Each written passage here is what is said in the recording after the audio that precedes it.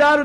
జ్యోతిష్మతిం త్వా సాధయామి అంటూ కొవ్వొత్తి పెట్టి వెలిగిస్తారు. ఎంత అన్యాయం! బర్త్డేలని పెట్టి పెద్ద కేకులు నువ్వెన్ని సంవత్సరాలైతే అన్ని కిలోల కేకు పెట్టి దాని మీద వెధవ కొవ్వొత్తి పెట్టి వాటిని వెలిగించి ఉప్పని ఆర్పి ఆ బూడిద తీసి ఒకటి నోట్లో ఓడు పెట్టుకుంటాడు. ఏమిటిది?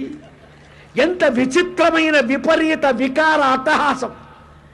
అన్య సంస్కృతిని అలవరుచుకొని పూసుకోవటం, మన భారతీయ దివ్య పవిత్ర ధార్మిక ఆర్ష సంస్కృతి వైభవ ప్రాభవాలని మరిచిపోవటం, అవివేకాన్ని నెత్తిన తెచ్చిపెట్టుకోవటం.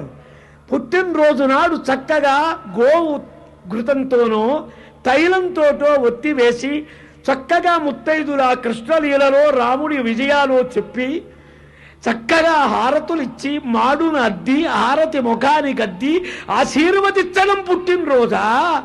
కొవ్వొత్తి వెలిగొచ్చి బూడిద చెయ్యటం ఇదెక్కడ కర్మ? 50 ఏళ్ళు బతికేవాడు 30 ఏళ్ళ కృష్ణార్పణం కావటమా? ఈ కొవ్వొత్తి ఏమిటి? ఈ డబల్ రొట్టెలు తింటమేమిటి? కేకులేమిటి? చక్కగా చలివిడి తినరాదా? స్వీటు పెట్టుకోరాదా? గులాబ్ జామ్ పెట్టరాదా? మనకు హీనమైన నీచమైన అన్య అనుకరణ చాలా పెద్దదండి. మనల్ని నిజంగా పాడు చేసింది పాశ్చాత్యుడు.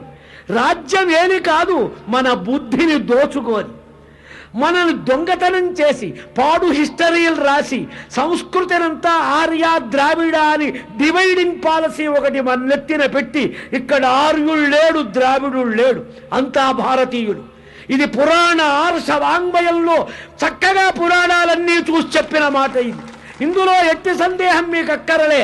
ఆర్యం ద్రావిడ అనేది కల్పన, అభూత కల్పన, మనల్ని పాడు చెయ్యటం బాగా తెలిసిన ఆంగ్లేయులు పెట్టినటువంటి మహత్తర వ్యామోహ పిశాచం అది. కాబట్టి మన సంస్కృతి చాలా గొప్పది. ఎంతో 100 ఏళ్ళు జీవనం ఉండాలి. శతాయుర్భవ శతమానం భవతి శతమనంతం భవతి.